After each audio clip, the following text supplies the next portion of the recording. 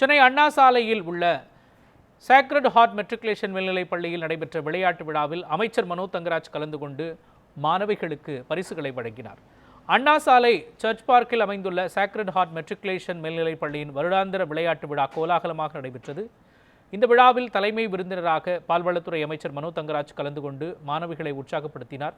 சிறப்பு விருந்தினராக பள்ளியின் முன்னாள் மாணவியும் விளையாட்டு வீராங்கனையுமான ரூடா கிருஷ்ணா கலந்து கொண்டார். அன்னை வேளாங்கண்ணி கல்வி நிறுவனங்களின் செயலாளர் தேவானந்த் இந்த விழாவில் பங்கேற்று சிறப்பித்தார்.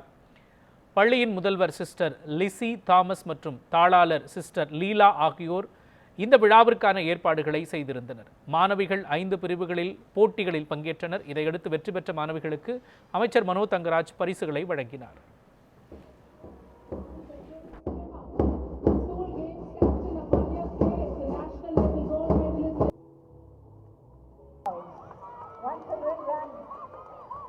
Do not give up. Chant from Standard 2 presenting this from the Lily House in the 3rd place.